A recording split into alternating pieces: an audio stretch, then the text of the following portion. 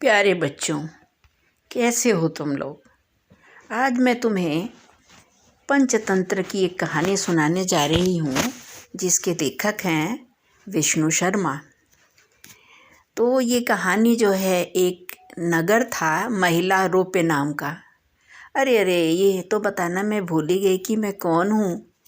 मैं हूँ डॉक्टर जयंती त्यागी, और मैं आज से तुम्हें पंचतंत्र की कहानियाँ सुनाया करूँगी। ठीक है ना। बहुत अच्छी अच्छी बातें इस कहानी से तुम्हें सीखने को मिलेगी। और जो मेरा ये चैनल है ना, इसका नाम है जया लिटरेचर। ठीक है, तो चलें सुने कहानी। चलिए सुनिए। महिला रोप्य नाम का एक नगर था, है ना। एक नगर था जिसका नाम था महिला रोप्य। ठीक है। जो भी थोड़ी सी समझाने वाली बात होगी ना, वो मैं अपने शब्दों में तुम्हें समझा दिया करूँगी, चिंता मत करना। ठीक है। तो महिला रोप्य नाम का एक नगर था।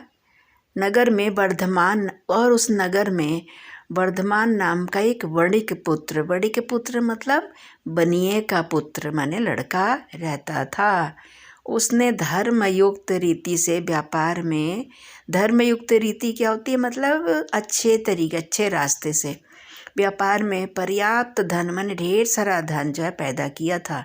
किंतु उतने से उसको संतोष नहीं होता था। मतलब संतोष नहीं होता था, मतलब वो और अधिक धन चाहता था, और भी अधिक धन कमाने की उसमें इच्छा थी। तो जो उस समय में जो धन कमाया जाता था ना, वो 6 उपायों से ही धनोपार्जन किया जाता है। एक तो जो है धनोपार्जन माने धन कमाना होता है ना। तो धनोपार्जन किया जाता है 6 तरीके से। एक तो है भिक्षा मांगना, राज सेवा करना मतलब सरकारी नौकरी, और खेती करना, विद्या पढ़ के मतलब पढ़ाना, सूद मतलब दूसरे को रुपया ब्याज पर दे के उसके बदले में इंटरेस्ट लेना, और जो है और व्यापार से, और व्यापार माने तो बिजनेस, वो जानते ही हो आप, सामान बेचना, दुकानें वगैरह जो होती हैं। ठीक है। तो इनमें से जो व्यापार का साधन है, जो बिजनेस है, उसको सर्वश्रेष्ठ माने सबसे अच्छा माना गया है। व्यापार के भी अनेक प्रकार हैं, उनमें से सबसे अच्छा यही है कि परदेश से माने दूर देश से जा कर के उत्तम वस्तुओं का संग्रह करके माने अच्छी अच्छी चीज़ें ला कर के उन्हें स्वदेश में बेचा जाए। स्वदेश माने अपने स्थान पे जहाँ आप रहते हो वहाँ पे उसे बेच दिया जाए। तो यही सोच के वर्धमान ने क्या किया कि अपने नगर से बाहर जाने का संकल्प किया, माने विचार किया। मथुरा जाने के लिए वाले मार्ग के लिए उसने अपना रथ तैयार करवाया। रथ में 2 सुंदर और सुदृढ़ बैल लगवाए। सुदृढ़ माने मजबूत बैल लगवाए। उनके नाम भी थे। उनके नाम थे संजीवक और नंदक। 2 बैल थे उस रथ में। वैसे तो रथ घोड़े हाँकते थे, लेकिन घोड़े तो बहुत रईस, बहुत जो है ना, जो राजा महाराजा के यहाँ काम करते थे। लेकिन यहाँ पे उसने अपने रथ में बैल जो है बांधा, बैल खींचते उसके रथ को। तो वर्धमान का रथ जब यमुना के किनारे पहुँचा, जब वो चलने लगा, तो उसका रथ जब यमुना के किनारे पहुँचा तो संजीवक नामक जो बैल था वो नदी तट की दलदल में फंस गया। जो नदी के किनारे मिट्टी में जो दलदल होती है ना, गीली मिट्टी, उसमें वो फंस गया। वहाँ से निकलने की चेष्टा में उसका एक पैर भी टूट गया। ओहो, बेचारे की एक पैर भी टूट गया। वर्धमान जो उसको हाँक रहा था अपने रथ में, उसको यह देखकर बड़ा दुख हुआ। 3 रात उसने बैल के स्वस्थ होने की प्रतीक्षा की। 3 रात तक वो देखता रहा कि कब बैल ठीक हो जाए। बाद में उसके सारथी ने कहा, इस वन में अनेक हिंसक जंतु रहते हैं। हिंसक क्या होते हैं?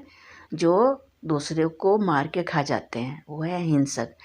तो उसके जो सारथी था ना, जो कौन था, वर्धमान का जो सारथी माने जो रथ को हाँक रहा था, उसने कहा कि इस वन में अनेक हिंसक जंतु माने जानवर या प्राणी रहते हैं, यहाँ उनसे बचने का कोई उपाय नहीं है। तो संजीवक के अच्छा होने में बहुत दिन लग जाएंगे। उसने कहा, संजीवक कौन था? बैल, है ना, जिसका पैर टूट गया था। इतने दिन यहाँ रहकर प्राणों का संकट नहीं उठाया जा सकता। इस बैल के लिए अपने जीवन को मृत्यु के मुख में क्यों डालते हैं, है ना। मतलब अगर इस बैल की रक्षा करने में आप यहीं रहोगे तो कोई भी जंगली प्राणी आके हमें खा जाएगा, कोई, उसने सारथी ने कहा। तब वर्धमान ने संजीवक की रत्नावली के लिए रक्षक रखकर, है ना, आगे प्रस्थान किया। रत्नावली क्या? उस संजीवक जो बैल था उसके गले में ना, संजीवक की रखवाली के लिए, सॉरी ये गलत पढ़ लिया। तब वर्धमान ने संजीवक की जो है रखवाली करने के लिए, उस बैल को की देखभाल करने के लिए एक रक्षक वहाँ पे छोड़ दिया और आगे बढ़ गया।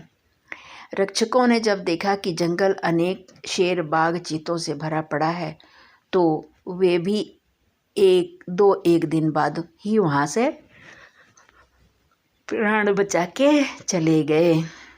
बच्चों, कहानी सुन के पता नहीं तुम्हें नींद आ रही होगी कि नहीं, मुझे तो पढ़ते हुए ही नींद आने लगी। खैर, और वर्धमान के सामने यह झूठ बोल दिया, स्वामी संजीवक तो मर गया, हमने उसका दाह संस्कार कर दिया। वर्धमान यह सुनकर बड़ा दुखी हुआ, किंतु अब कोई उपाय न था। जो उसके रक्षक थे ना, संजीवक की रक्षा करने के लिए जो वर्धमान ने जिनको वहाँ पे नियुक्त किया था, मतलब लगाया था, उन्होंने वर्धमान को झूठ बोल दिया कि वो तो मर गया और हमने उसको जला भी दिया, दाह संस्कार भी कर दिया। इधर संजीवक यमुना तट की शीतल वायु के सेवन से कुछ स्वस्थ हो गया था। किनारे की दूब का अग्रभाग माने आगे का हिस्सा पशुओं के लिए बहुत बलदायी होता है।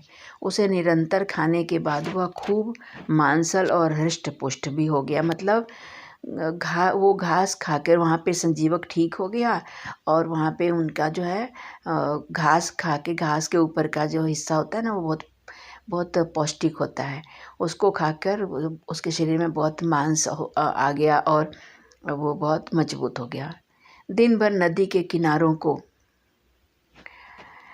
सींगों से पाटना और मदमत्त होकर गरजते हुए किनारों की झाड़ियों में सींग उलझाकर खेलना ही उसका काम था। अब वो मस्त हो गया संजीवक और ठीक हो गया और वहीं जमुना के किनारे जो घास खाता था और आराम से रहता था। फिर देखो एक दिन क्या हुआ। एक दिन उसी जमुना तट पर पिंगलक नाम का शेर पानी पीने आया।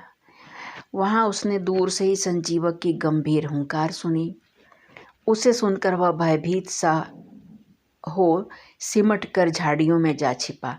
शेर ने बैल के जो है ना आवाज़ सुनी, गंभीर आवाज़ जैसे बैल बोलता है, तो शेर डर गया, सोचा पता नहीं कौन है, डर के वहीं झाड़ी में छिप गया।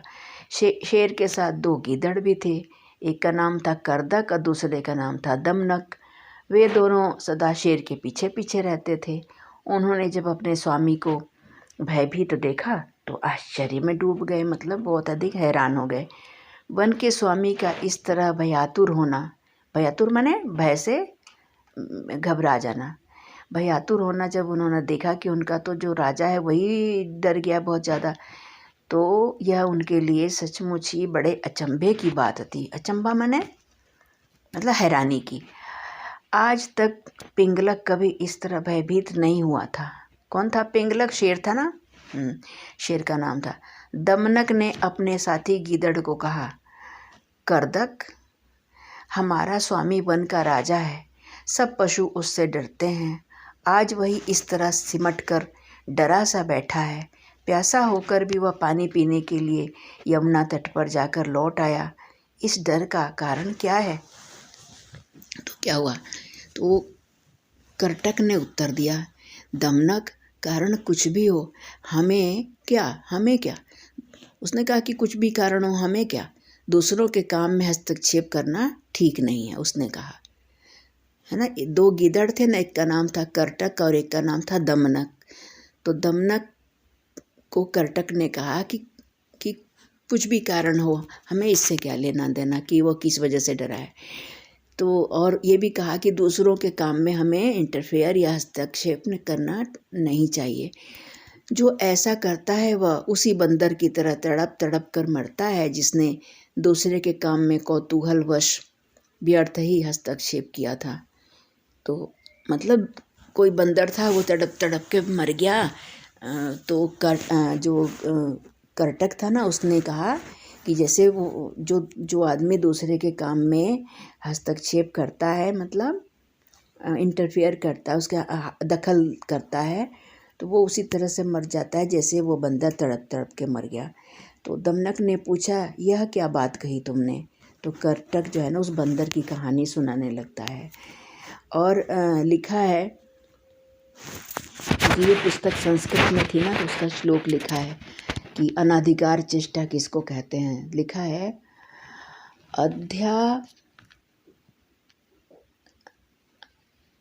अव्यापारेषु व्यापारम यो नरः कर्तुम् इच्छति स एव निधनम याति कीलोत्पाटी व वानरः। मतलब इसका भाव ये है कि जो बिना मतलब के जो उसका काम नहीं है, उस काम में जो आदमी अपना हस्तक्षेप करता है, मतलब उसमें टांग अड़ाता है दूसरे के काम में। दूसरे के काम में टांग अड़ाना मतलब दूसरा कोई कुछ कर रहा है उसमें हस्तक्षेप करना, तो वो उसी तरह से मर जाता है जैसे कि कील उखाड़ते हुए बंदर मर गया था, है ना। तो इसलिए इसका मतलब ये है कि दूसरे के काम में हस्तक्षेप करना मूर्खता है। तो अब वो कहानी सुनाएगा कि बंदर कैसे मर गया था, ठीक है ना। करटक जो है कहानी सुना रहा है, दमनक को सुना रहा है कि एक गांव के पास जंगल की सीमा पर मंदिर बन रहा था। वहाँ के कारीगर दोपहर के समय भोजन के लिए गांव में आ जाते थे। एक दिन जब वे गांव में आए हुए थे तो बंदरों का एक दल इधर उधर घूमता हुआ वहाँ आ गया जहाँ कारीगरों का काम चल रहा था। कारीगर उस समय वहाँ नहीं थे। बंदरों ने इधर उधर उछलना और खेलना शुरू कर दिया। वहीं एक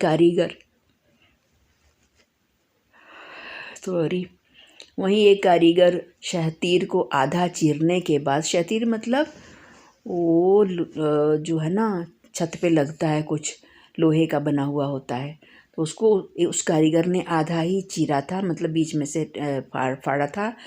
और चीरने के बाद वहीं एक कारीगर शहतीर को आधा चीरने के बाद जो है छोड़ दिया था, तो उसमें कील फंसा कर चला गया था कि आगे आकर मैं यहीं से चीरूँगा।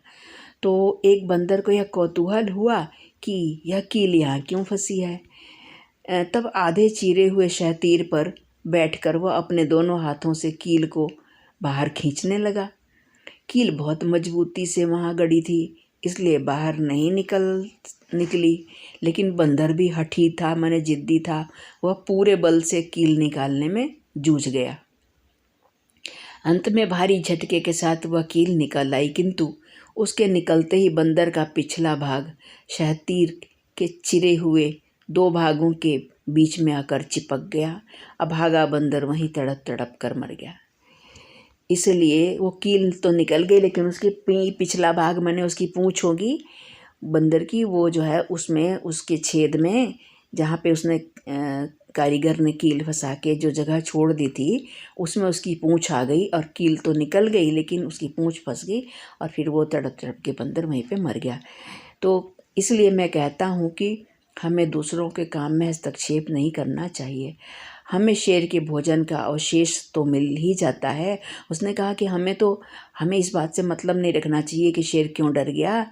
शेर जो खा के छोड़ देता है वो तो अवशेष, माने जो छूटा हुआ भोजन होता है, वो तो हमें मिल ही जाता है।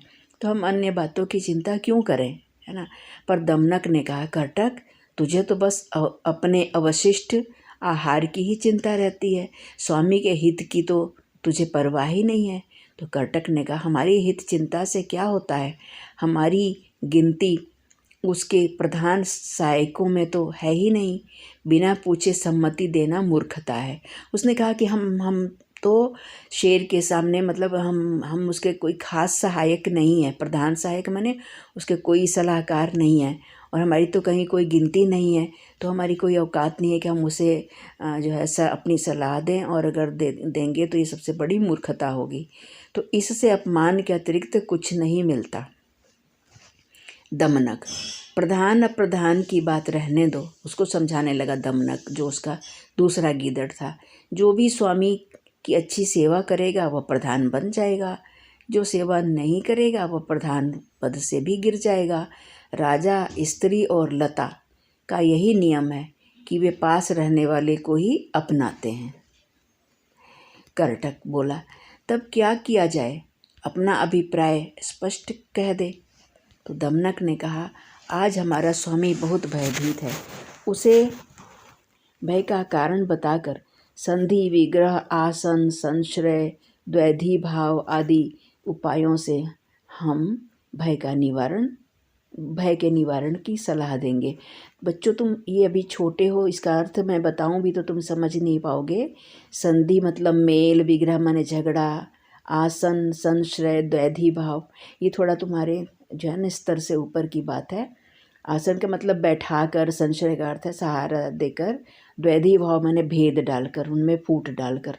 ये सब जो है ना नियम है, मतलब ऐसे एक तरह की नीतियां हैं जो दूसरों के साथ हमें मतलब लोग जो है जो राजनीति वगैरह करते हैं वो अपनाते हैं। तो इसके बारे में आप ज़्यादा नहीं सोचना अभी। तो करटक कहने लगा, तुझे कैसे मालूम कि स्वामी भयभीत है? दमनक कहने लगा, यह जानना कोई कठिन काम नहीं है। मन के भाव छिपे नहीं रहते।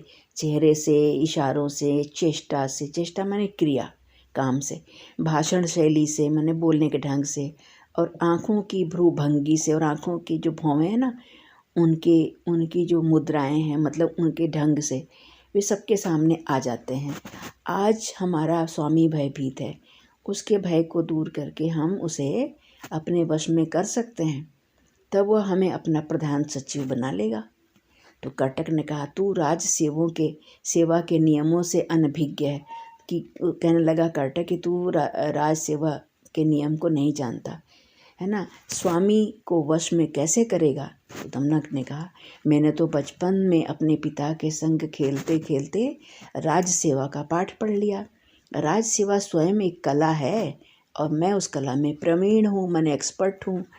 तो यह कहकर दमनक ने राज सेवा के नियमों का निर्देश किया।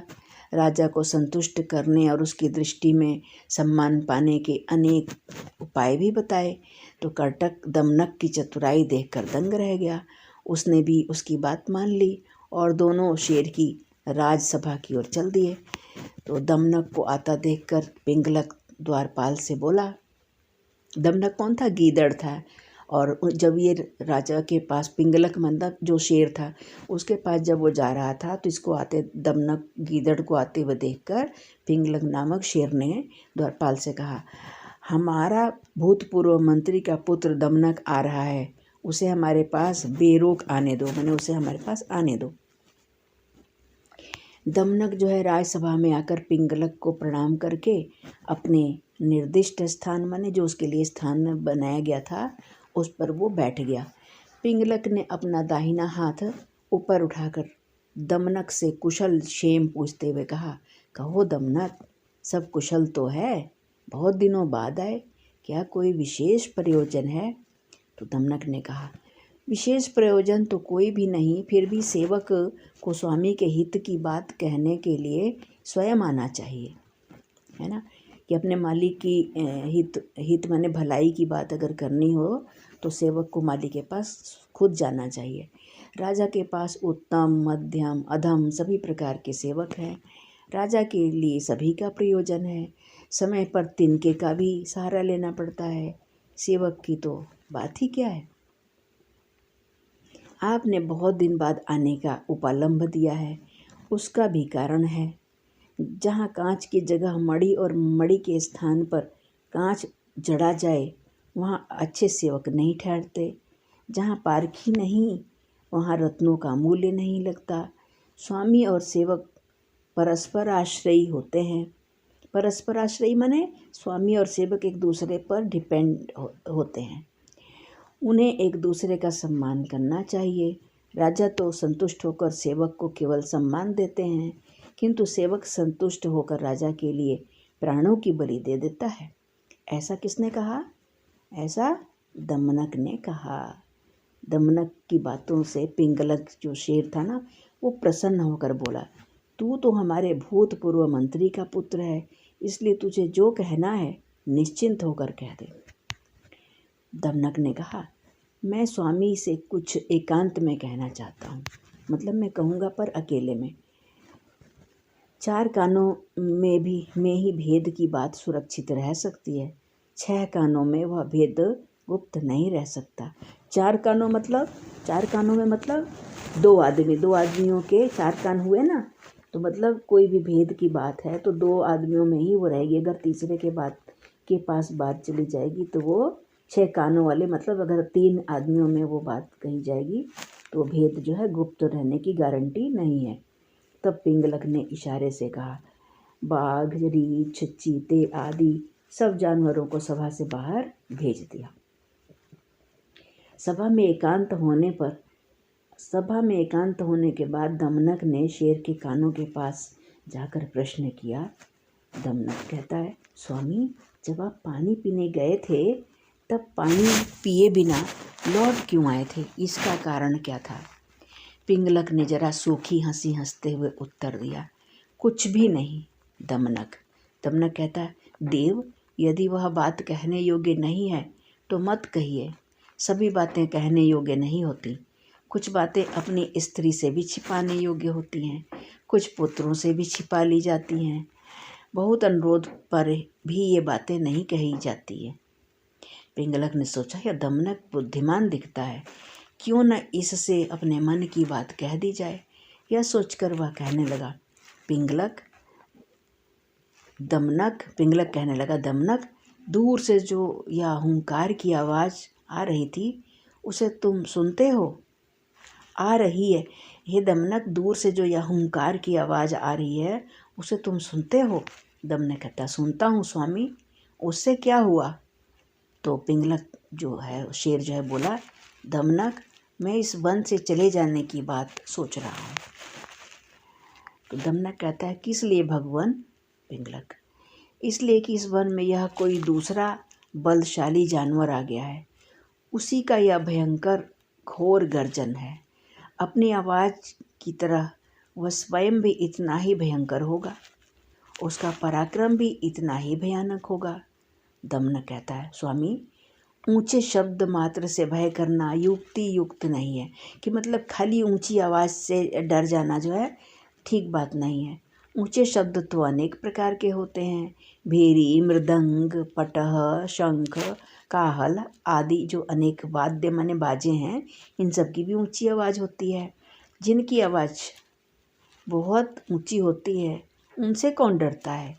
यह जंगल आपके पूर्वजों के समय का है, वह यहीं राज्य करते रहे हैं, उसे इस तरह छोड़कर जाना ठीक नहीं है। ढोल भी कितनी ज़ोर से बजता है। गोमायु भी एक बाजा है ना।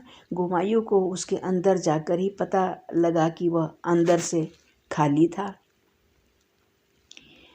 पिंगलक ने कहा, गोमायु की कहानी कैसे है? तो दमनक ने तब कहा, ध्यान से सुनिए, अब एक और कहानी शुरू हो जाती है। तो बच्चों, मैं तो सोच रही हूँ कि कहानी बहुत लंबी हो रही है, तो क्यों ना इसका जो भाग है ना वो मैं अगले वीडियो में डालूँ, ठीक है ना। तो मैं ये कहानी जो है अभी यहीं समाप्त करती हूँ, और इसके आगे की गोमायु की कहानी मैं आपको अगले वीडियो में सुनाऊँगी। और इसके लिए आप प्रतीक्षा करिएगा। और अभी तक ये सब कहानियाँ, मेरे सुनाने का अंदाज़ आपको कैसा लगा, कमेंट बॉक्स में ज़रूर बताइएगा। मुझे आपकी कमेंट्स की बहुत बेसब्री से इंतज़ार रहेगा, ठीक है। बहुत बहुत धन्यवाद आपका। Thank you so much. Bye.